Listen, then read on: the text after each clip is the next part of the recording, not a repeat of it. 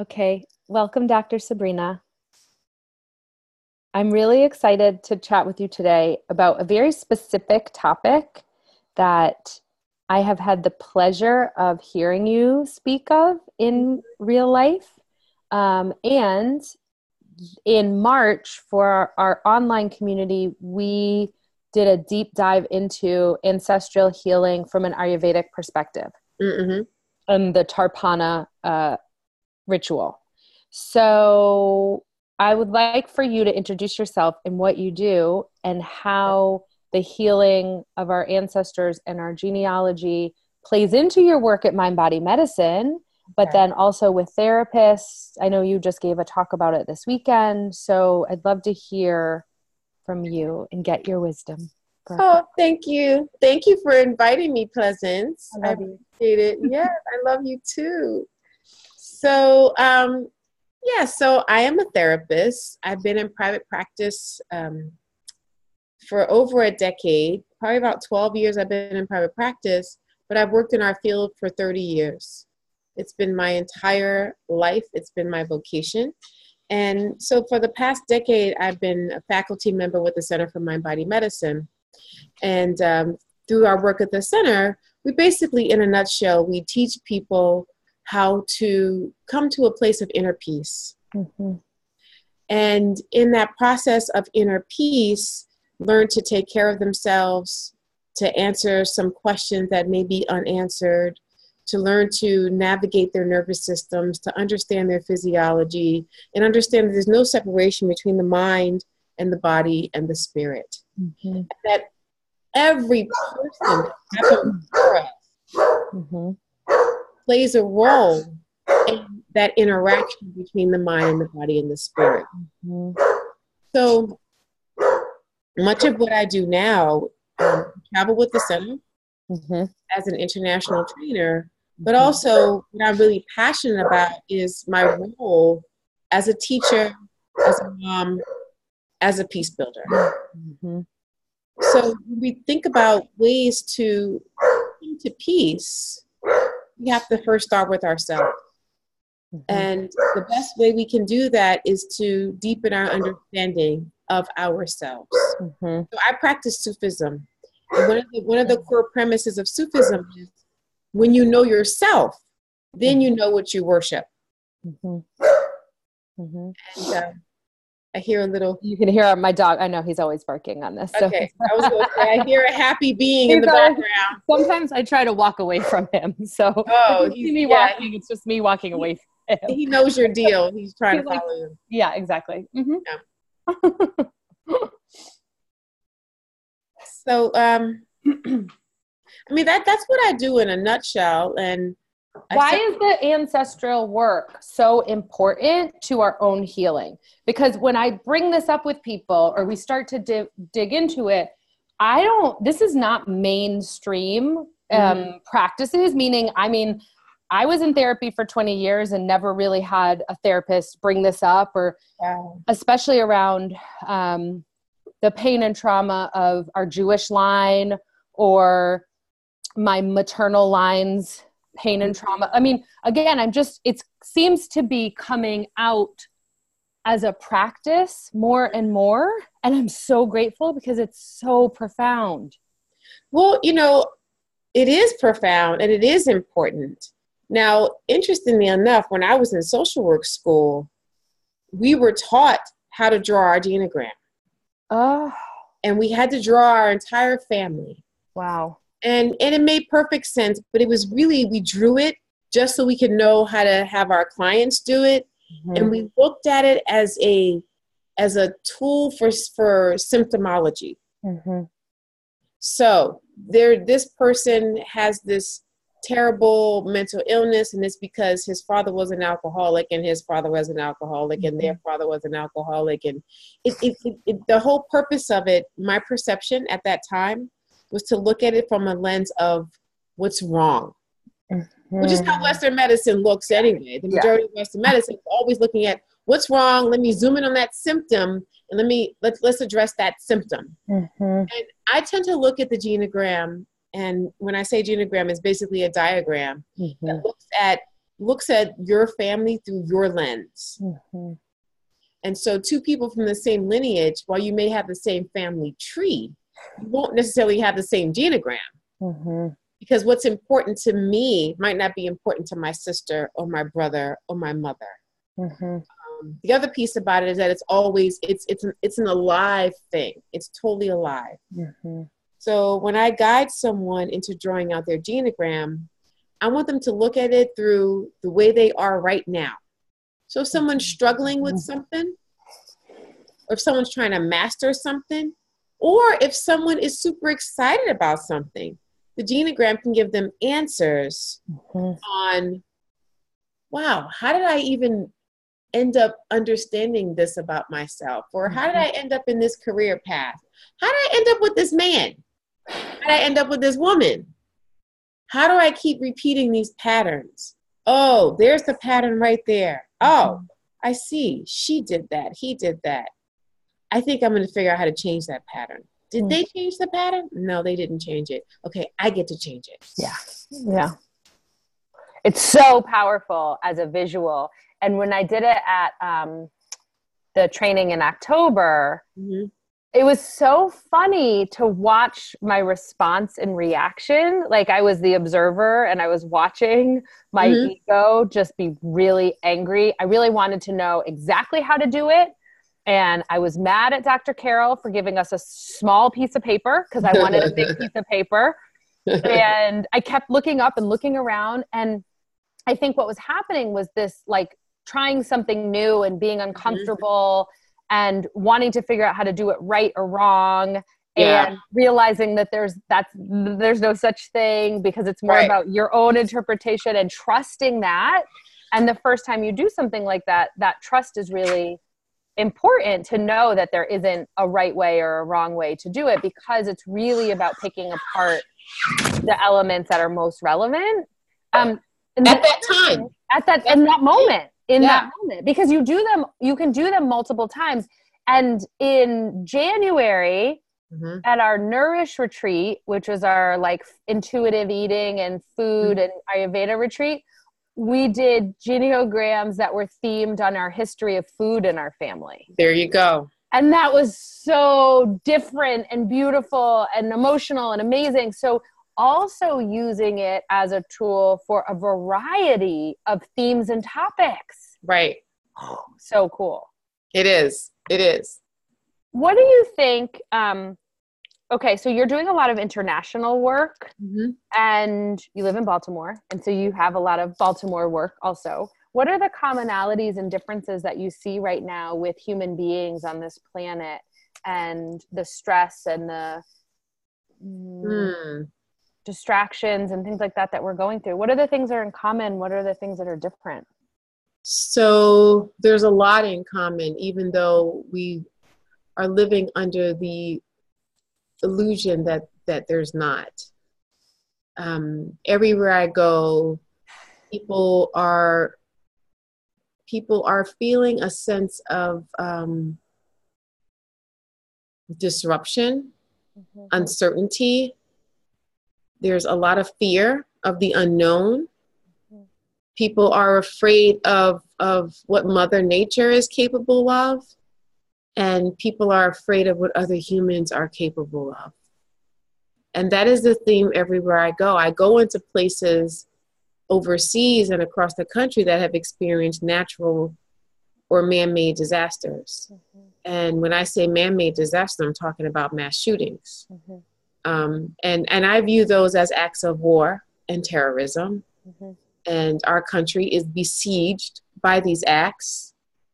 Whether our national security calls them acts of war is another issue. They are experienced in the physical body as an act of war. If you're at a concert and someone, shoots 500 people around you.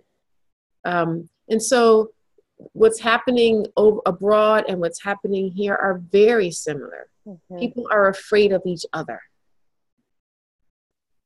And I find that people are beginning to see each other through one dimension. He is a, she is a, and so while the genogram isn't the only tool, it is one tool in which I can sit down with a person and say, yes, I heard you call George a dirty bastard. I'm just, this person in your family. Yeah. What else do you know about him? Yeah. Well, Philip raised him and Philip was a pedophile. Okay. And so then people start to like shift the lens, change the lens. So George is no longer this one-dimensional person who was just this mean, dirty bastard. George is a person in your lineage who experienced tremendous suffering. Oh, and this symptom that you talked about, this challenge that you have, do you think it's possible that George had this? Well, I never thought about it before, but I think it is possible.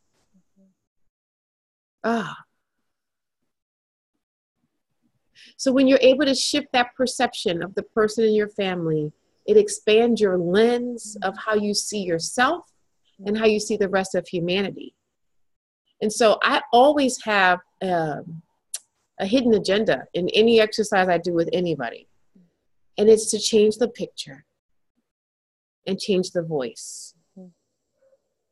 And when we can do that, then that sort of opens up the doorway to enhance understanding and forgiveness.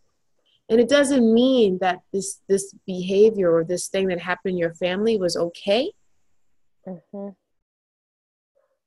But it does help you to put it into perspective. Mm-hmm. And so what happens when people do this drawing in a group, mm-hmm. then they're like, oh my gosh, we're so much alike. Oh, I had no idea that, a lady from the reservation would have so much in common with me, a woman from DC. And it's just this beautiful, comforting thing that happens.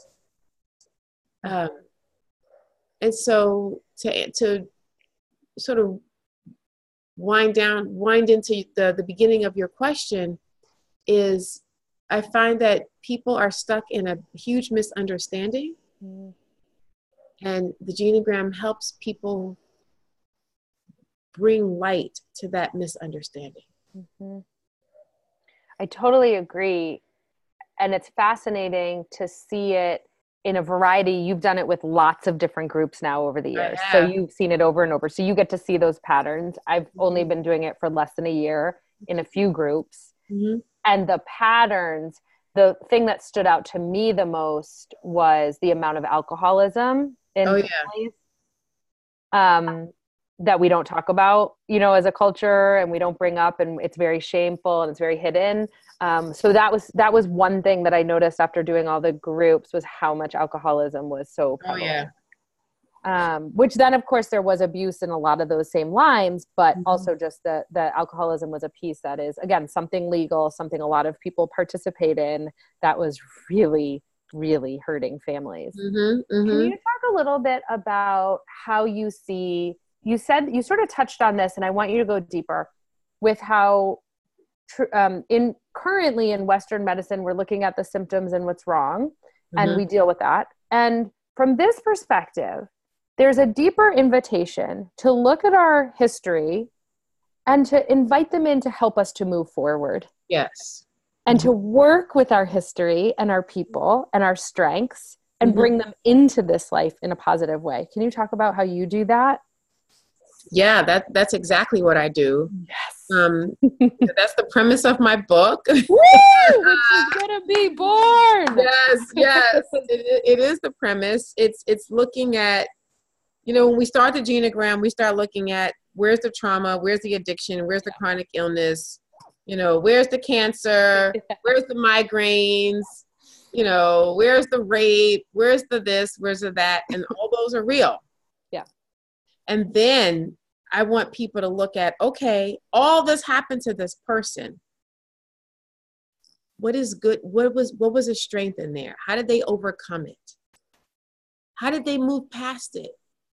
And so I want people to look at the people that have moved past it in ways that have been unique, but also look at the people who struggle with moving past it.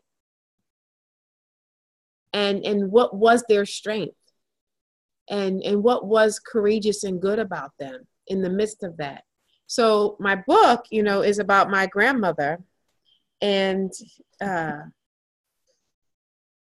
she was a beautiful soul, and she suffered a great deal when she was alive. When she was 34 years old, she suffered a massive stroke as a result of a police officer putting a gun to her head. She could walk. She could neither walk nor talk. She was incontinent for the next 50 years of her life. She suffered a lot being a single African-American woman of very little financial means. And there's a whole long list of traumas that she endured. And when I sat with her, I sat with her as a living being, and then I sat with her soul. All I could hear was her laughter. And all I could hear was her voice telling me, yeah, this is bad. This kind of sucks. And you can make a choice on how you manage this. You can make a choice on how you see this. You can decide to forgive.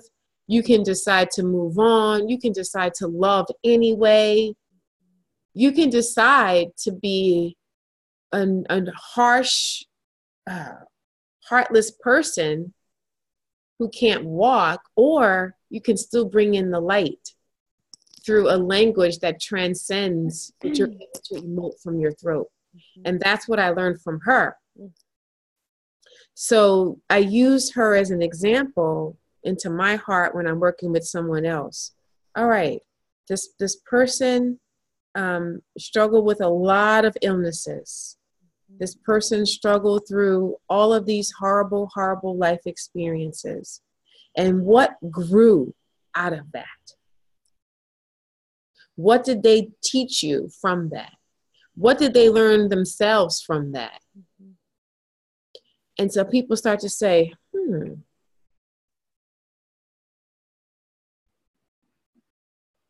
and they start to really expand on what the possibilities are for their lives. I think an example that's coming into my consciousness right now is a woman that I used to see whose family, her dad's line was full of suicide and alcoholism. And so she had really dismissed her dad in many ways because he also struggled with alcoholism. And then we looked at all the different things that happened in dad's life that led to him going into this lifestyle, that it wasn't all his fault. Number one, she began to realize through the genogram. And then something beautiful happened. She decided to have a relationship with him again. And we talked about what that relationship would look like, based on what you know about what his father's father did to him, and based on the fact that he's not in therapy like you. So what can this relationship look like that can bring healing to the father's father? Because I also teach clients what is in the root of Chinese medicine, that if we experience a healing, it goes back 7 generations, and then it goes forward 7 generations. So how do you want your kids to experience your dad and his dad and his dad? And the woman said, I want my kids to experience it through a clean light, a clean lens. Okay, so how do you go back and be in relationship with your dad in a way that honors that you might need to have a boundary, but also honors the many dimensions of his humanity? And she was able to do that. And her dad came to visit her. And when she drove away, he basically said, I'm proud of you. First time ever. 3 months later, her father passed away. So now he's over on that other side. So when her kids draw that genogram, it's a totally different drawing. Grandpa's not a jerk. Grandpa's not a drunk. Grandpa was the guy that came over and brought me some toys and kissed me in my head and played on the floor with me. And that was the last time I saw him. But that was it. So it got the memories, although they still exist, they get strengthened and they get cleaned up in a way that promotes health. And so that's my goal when I teach this Enneagram, when I share it, when I guide people to make it their own. Yeah. So you're right. Like you said, when you wanted Carol to give you more paper, I don't give too many instructions. I know. I don't either. Now that I've led it, I don't either. But what was funny was that I'm so glad I actually had that experience, that like visceral, like, what are you asking me to do here? And how do you want the shapes, which don't matter at all. No, they don't matter at all. But I'm so glad I did, because I was able to bump up against what so many people have and experience the first time with like, tell me what to do and how am I doing this right? And what's the purpose? Because the purpose is underneath the experience, but you have to go through it in that setting, either group or alone, to know that. But that first layer is very like, tell me what to do here and what I'm going to get from it, and what you want to know. Well, our part of why we struggle so much with our mental health is the part of us that wants to be perfect. Yeah. And then we get this piece of paper and we're like, what the hell is this? I can't be perfect. So when I teach it, I draw at the top of my slide, I say a perfectly imperfect Enneagram. And it's a hot mess. Yeah. Yeah. It's in crayon, it's scribble scratch. And I do that intentionally. So I tell people, yours is going to be a hot mess too. Yeah. So we're going to release the perfectionism, because you don't have a perfect family. Yeah. Because there's no such thing as a perfect family. There's no such thing as a perfect parent. Right. And when we step into releasing that, then we can be with people in another way. But you also mentioned themes. Yeah. And I was thinking about ways in which I've helped people look for themes. Yeah. You talked about the food. I help people look at sugar specifically, because I struggle with sugar. I love sugar. And I've had people look at it around their intimacy. Who had a partner, who had a long-term partner, what were the messages around sex that you got or didn't get from these people. So whatever it is that's popping up for you, look through it. If it's cancer, where's the cancer in your family? So I draw it every time I teach it, and every time I teach it, it's a new drawing. Yeah. If I could share a piece that's really beautiful. Yeah, of course. For years, I would draw my genogram, and I would tell people, my mom doesn't want me to say her father's name. I was not allowed to speak his name. But I knew his name, and I used to put his name in the genogram. But he was one of the unmentionables. And for years, my whole life, I wasn't allowed to say his name. So I did something like this with my mom. We didn't do the full-fledged genogram, but we took her on retreat, and we did some stuff around letting go of shame. Yeah. And she let go of the shame. And a year ago, her father has passed away. She finds her biological brothers on her father's side. And 2 weeks ago, one of the brothers, who also passed away, I found his son, and he came to my mom's 75th birthday party. Wow. And I know, before I started doing this work, before I let go of any shame that I was carrying, my mother would have had a fit if I had this guy come to her. Yeah. You did what? Who knows about this? Yeah. And now she's like, oh, this is beautiful. I'm so happy. She was crying. She was ecstatic. It's like people just want to know who they are. Yeah. And then people can decide what they want to do with the relationship later. Yeah. And there was something very fulfilling for her around that. And for us. And so I did my genogram again last week, and it's a different drawing. Because now I have a cousin in there. And it's different. So. And the time, again, I just think like the idea that it takes time to do this exploration, because it's not like you do it once and it's done. It's not like you think about the question marks. The first time I did it, there was a lot of question marks. So that led me to have a bunch of conversations with the question mark side of the family, which I never realized they were all question marks. So of course there was a lot to learn there. But so then the second and third time is like that unfolding, that layering, it takes time and space and a real intention for wholeness and healing is really how I look at it. Is like this, yes, this is it. You need the spaciousness and the intention. It's not, oh, I went to one retreat once and I did it and now I'm done. And that mentality is part of perfectionist mentality, or part of, okay, now I check the box. It's part of masculine, how it dominates our culture in terms of this is how we see things. And then once you do it, once you're done, it's so much deeper and weaving and layered and always expanding.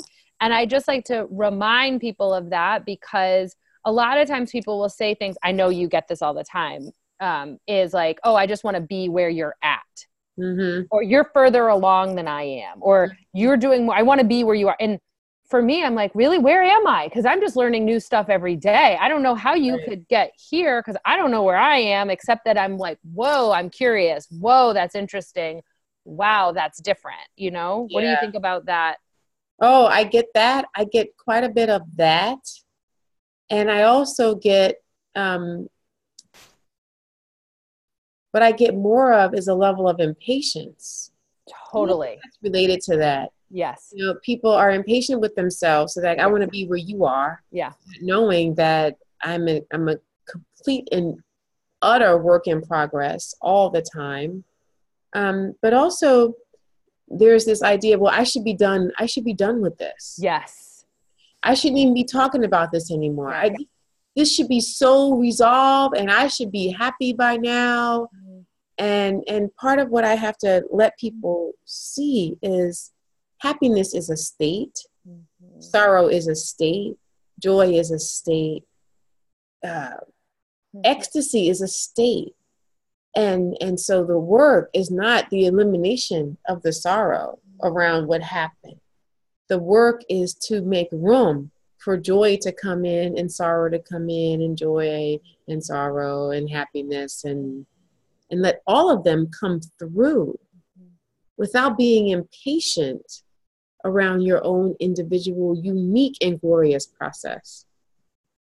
If I had rushed my mother through that shame, she would not have had the birthday party that she had. But there's one day you look up and you're like, oh, it's gone. Mm-hmm. How about that? And none of us can tell you when that's going to be. Right. And I'm curious what you think about the whole, it's hereditary or it's genetic, which is very dominant in anxiety and a lot of the autoimmune, a lot of the physical issues that I know a lot of our women deal with. I hear a lot. And also even on the cancer side around like, well, my mom had this, so I'm going to have this, or I have this. Can you talk about how you see that relationship? I'm glad you mentioned that, because there was a speaker at the Psychotherapy Networker Symposium, Gabor Mate. Oh, he spoke about that. He's amazing. He is. He's my new BFF. I'm joking. Of course. So, you know, let's get him on faculty. Yes. So, you know, the reality of it is first of all, there's no gene for anxiety. Now, that being said, can you be more prone to something because it exists in your family line? Absolutely. And however, we know from so much research that every gene in your body does not have to express itself in your life. So given the fact that you may be genetically predisposed to a chronic illness, negates the fact that there's so many factors involved in the manifestation of that illness that you can't blame or insist that this is going to happen to you. And I think the best example I have is in my own life. I used to see this physician who found out that I had breast cancer on my maternal side. Mm-hmm. My mom's sister had breast cancer.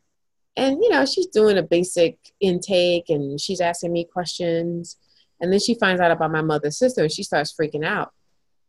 And, oh, we have to get you she starts talking about me getting tested for this. And I was like, whoa, slow down, slow down. Let me just tell you something. The person that you're referring to had an abusive marriage. Mm-hmm. She had very little support. She smoked and drank daily. She lived in a tenement. None of those things are my reality. Mm-hmm.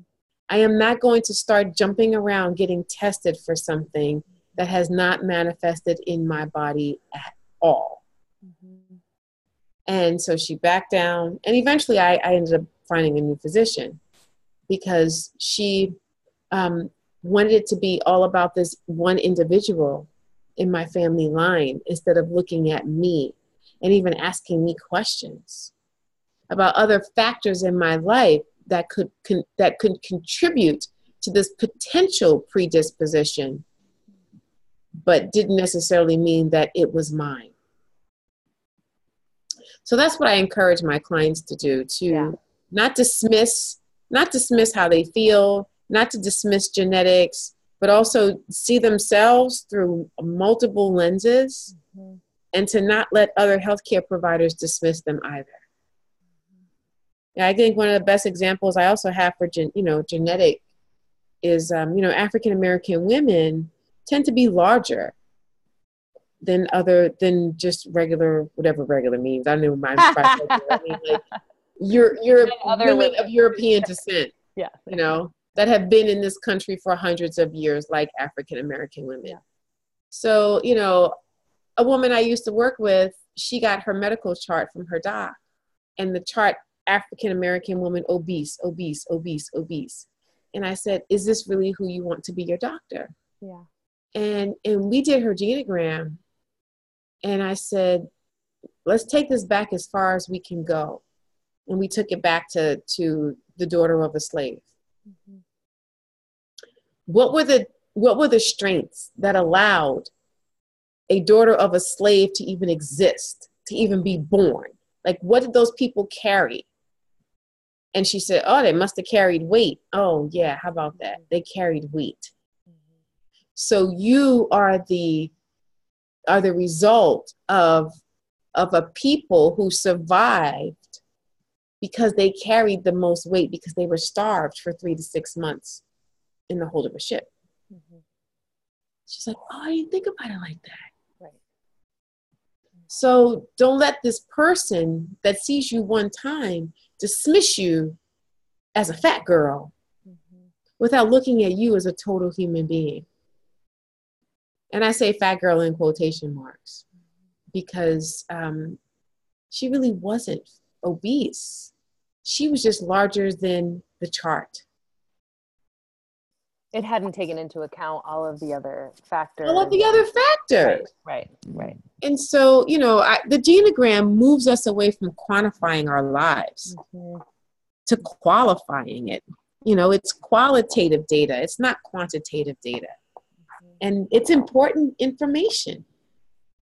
And I think that people have such a high respect and regard for any doctor, DR, period, that there's just then so much fear. And because people are already, from an Ayurvedic perspective, we would use the language like in a vata imbalance. So they're already in their head spinning and circling, and there's all of this fear and anxiety. Then they go to a doctor who feeds the fear. And then it's this cycle of, well, my doctor said, and I'm scared, so I'm going to do all these things. And then we find all these things, and then we prove to ourselves that we have the things that we're afraid of. And this cycle continues. That's true. So, but it's not mine. I don't even know where it came from, because I think it's like universal knowledge now, at least in our world, that emotions and energy is contagious. Mm-hmm. So yeah, of course, like in a home with a chaotic parent, a child is going to present some chaotic type behavior, whether that's anxiety or depression, because that's how they grew up, and that becomes part of their system or their framework for operating. whether the cells are turned on or turned off. So I just think it's so interesting to talk about these patterns in families when we understand that the emotions and energy part are also playing into it, that it's too hard to separate. Is this genetics? Is this hereditary? Or is this just part of this is all contagious and we're all so interconnected that it really can be sort of as simple, quote unquote. But I love the model that the Center for Mind Body Medicine uses in our skills groups. And then also with this is that we're not trying to fix it. Mm-mm. We're not broken and we're not fixing. So in the groups, that space to breathe and share and then sort of acknowledge and move on is super powerful. And I think it's part of this, what you're saying also is like, we're just bringing it sort of to light and then seeing what happens over time. Right. Absolutely. And we don't decide when the time is for you. Yeah. So to start to close, because I want to respect your time, I want you to share from your heart. So typically women listen to this, they're very full lives. They've got kids and jobs and a huge heart. They're in service. They're doing all the things. They're so smart. What do you want them to hear from you? Well, you just gave them everything. What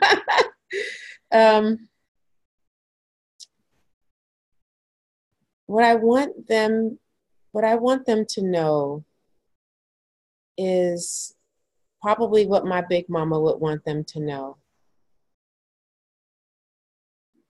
Is the best thing that you can do for yourself, for humanity, is to show up with the deepest love,